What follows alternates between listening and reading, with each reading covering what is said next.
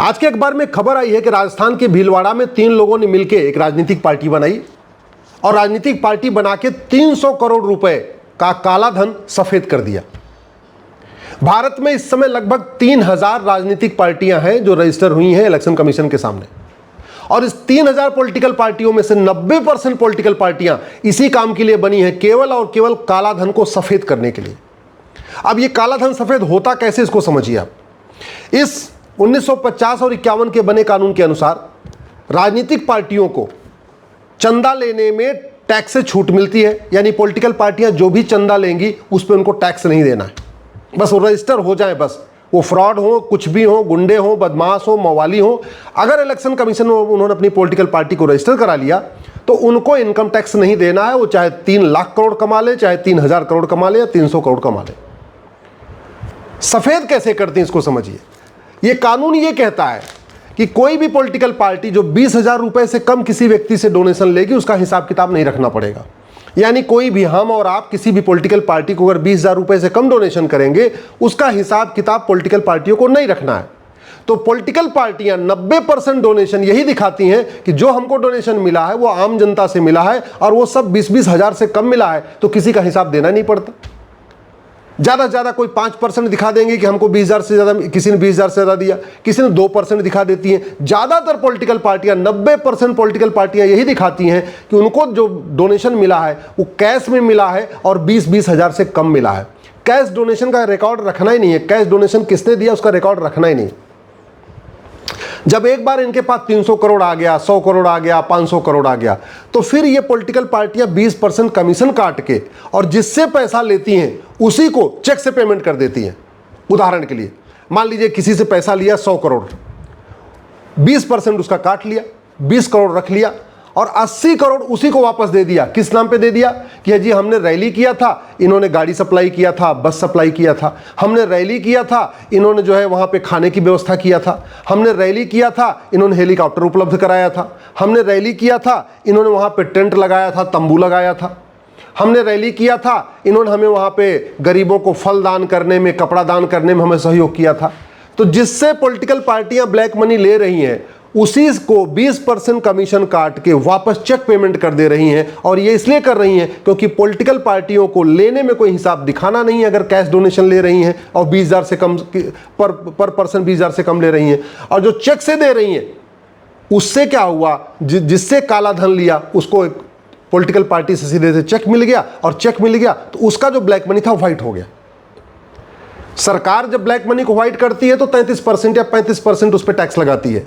और वो भी कभी कभी स्कीम आती है, कई बार सरकारों की स्कीम आती है कि भैया ठीक है जो आपके पास ब्लैक मनी है उसको जमा कराओ, 1/3 सरकार ले लेगी और आपका 2/3 जो है आपका व्हाइट हो जाएगा। पॉलिटिकल पार्टियां वही काम 20% में कर रही हैं, इसलिए उनका बड़ा कारोबार चल रहा है।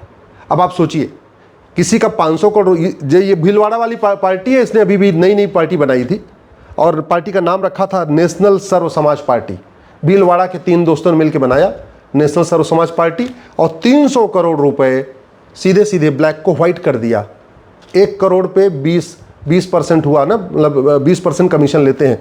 इसका मतलब जो 300 करोड़ व्हाइट किया इसमें सीधे सीधे 60 करोड़ रुपए इन्होंने कमा लिया और 240 करोड़ का चेक काट के दे दिया। ये पूरी कहानी चल रही है भारत में। 90% पॉलिटिकल पार्टियां यही काम कर रही हैं। इसके बाद जो अगला खेल शुरू होता है, पॉलिटिकल पार्टी रजिस्टर हो गई, उसके बाद इसमें कोई अध्यक्ष बन गया, कोई महामंत्री बन गया, कोई कोषाध्यक्ष बन गया, कोई जनरल सेक्रेटरी बन गया, 10-20 लोग राष्ट्रीय पदाधिकारी बन गए और फिर राज्यों के अलग अलग स्टेट के प्रेसिडेंट, स्टेट के जनरल सेक्रेटरी, स्टेट के ट्रेजरर ऐसे ऐसे बना दिया। अब बढ़िया वो फॉर्चूनर पे, अपने बोलेरो पे, अपने स्कॉर्पियो पे बढ़िया बढ़िया बोर्ड भी लगा दिया, अध्यक्ष फलाने अध्यक्ष, ये उपाध्यक्ष, कोषाध्यक्ष, महामंत्री, जनरल सेक्रेटरी, जो दुनिया भर का बना दिया। अब वो बना के अपने अपने जिले में सारा उनका नंबर 2 का काम है, सारा 1 2 का 4 करते हैं। लेकिन जब जैसे उनके गाड़ी पे बोर्ड लग गया, उनका बढ़िया लेटर हेड बन गया, अब वो क्या करते हैं, कलेक्टर कप्तान से कहते हैं जी हमको सिक्योरिटी दे दो, 1 दे दो, 2 दे दो, 3 दे दो। कलेक्टर कप्तान नहीं मानते, सांसद विधायक के वहाँ के जो लोकल हैं उनको पकड़ते हैं, उनको 1-2 करोड़ रुपए दे देते हैं और सांसद विधायक उनको रिकमेंड करते हैं कलेक्टर कप्तान को, भैया ठीक है इसको सिक्योरिटी दे दो। अब जब 2-3 उनको सिक्योरिटी बन गई, उनका भौकाल और टाइट हो गया। बढ़िया गाड़ी है, फॉर्चूनर है, बढ़िया स्कॉर्पियो है, ये सब कुछ काले धन से आ ही रहा है। जो दलाली किया था, जो 20% काट के उससे स्कॉर्पियो खरीद लिया, फॉर्च्यूनर बोलेरो सब खरीद लिया, 4 से 10 गुर्गे बैठा लिए पेड, और उसके बाद उनको 2-4 सिपाही और मिल गए। अब उसको दिखा दिखा के वो दोबारा रंगदारी वसूलना शुरू कर देते हैं। ये कड़वी सच्चाई है, और ये सब इसलिए चल रहा है क्योंकि 1950 और 51 का रिप्रेजेंटेशन ऑफ पीपल एक्ट महा घटिया है, महा सड़ा हुआ है।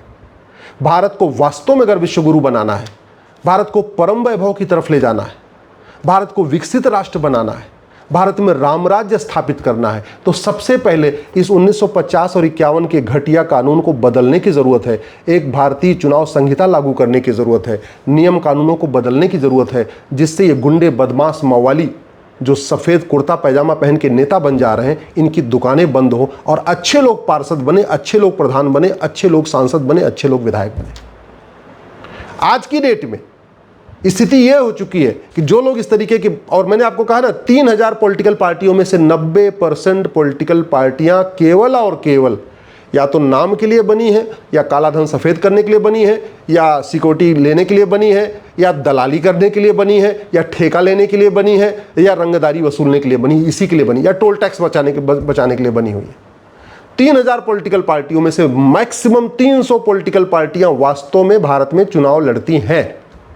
बाकी पॉलिटिकल पार्टियां, ये 2700 पॉलिटिकल पार्टियां चुनाव लड़ती नहीं है, केवल और केवल 1, 2 का 4 करने के लिए बनी है। इसलिए मैं माननीय प्रधानमंत्री से निवेदन कर रहा हूं, सबसे पहले इस घटिया कानून को बदलिए।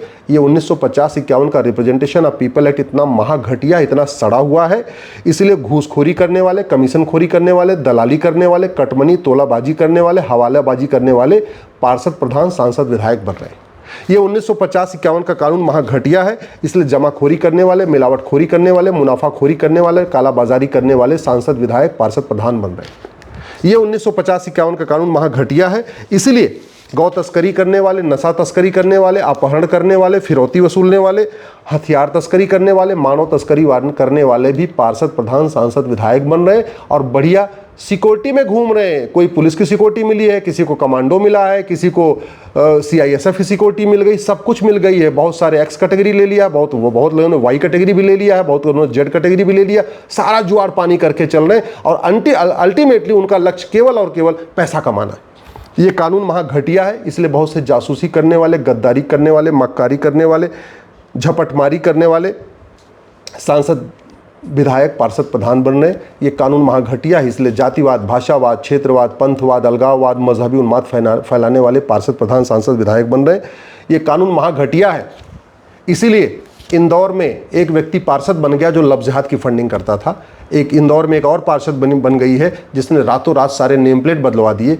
मैं कड़वी सच्चाई बता रहा हूँ, जब तक ये कानून नहीं बदलेगा तब तक ये चलता रहेगा।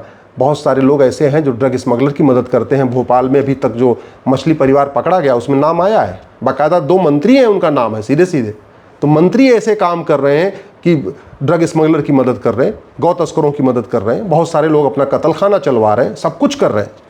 ये कानून महाघटिया है, इसलिए घटतौली करने वाले, नक्काली करने वाले, चोरी डकैती करने वाले, चीटिंग, फ्रॉड, फोर्जरी करने वाले, हवालाबाजी, कबूतरबाजी, पत्थरबाजी, तोलाबाजी करने वाले भी पार्षद, प्रधान बन रहे हैं।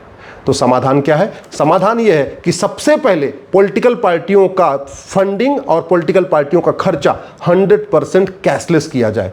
कोई भी पॉलिटिकल पार्टी न 1 रुपये कैश में ले पाए, कोई भी पॉलिटिकल पार्टी ने 1 रुपये कैश में खर्च कर पाए, सबसे पहले हमें ये व्यवस्था लागू करनी पड़ेगी। दूसरा, पॉलिटिकल पार्टियां पूरा देश चला रही हैं। पॉलिटिकल पार्टी राष्ट्रपति तय करती है, उपराष्ट्रपति कौन बनेगा, प्रधानमंत्री कौन बनेगा, मुख्यमंत्री कौन बनेगा, सांसद कौन बनेगा, विधायक कौन बनेगा, किसको पार्षद का टिकट देना है, किसको प्रधान का टिकट देना है। और इसके बावजूद पॉलिटिकल पार्टियों को रेगुलेट करने के लिए कोई कानून ही नहीं है। इसलिए ज़रूरत यह है कि पॉलिटिकल पार्टियों को रेगुलेट करने के लिए भी नियम कानून बने, मिनिमम क्वालिफिकेशन हो, मैक्सिमम एज लिमिट हो, पॉलिटिकल पार्टियां RTI के दायरे में आए, चुनाव लड़ने के लिए ऑल इंडिया लेवल पे टेस्ट हो, जिन लोगों के खिलाफ चार्जेस फ्रेम हो चुके हैं गंभीर मामलों में, उनके पार्टी बनाने, पार्टी पदाधिकारी बनने, चुनाव लड़ने पे उनके प्रतिबंध लगे। इसी तरीके से मैनिफेस्टो स्टैंडर्ड हो, जो लोग वादा करें और उसको पूरा न कर पाएँ उनकी पॉलिटिकल पार्टियों की मान्यता रद्द हो, one nation one voter list हो, पोस्ट ऑफिस को वोटर ID बनाने का नोडल सेंटर डिक्लेयर किया जाए, फ्रीबीज पे लगाम लगाने के लिए इस पर एक व्यवस्था किया जाए और सांसद विधायक की रोज रिस्पॉन्सिबिलिटी तय किया जाए। पार्षद प्रधान की रिटर्न में रोल्स और रिस्पॉन्सिबिलिटी तय हो, सांसद विधायक के लिए कम से कम 75% अटेंडेंस सदन में अनिवार्य हो, तब जाके वीर सावरकर जी का, बाबा साहब अम्बेडकर का और गुरु गोलवलकर जी का सपना साकार होगा। जब इलेक्शन रिफॉर्म होगा, अच्छे लोग संसद विधानसभा में पहुंचेंगे, तभी जाके भारत विश्वगुरु बनेगा, भारत परम वैभव को प्राप्त करेगा और भारत में राम राज्य आएगा। जब तक ये घटिया कानून चल रहा है, तब तक धोखा, फरेब, पाखंड सब चलता रहेगा।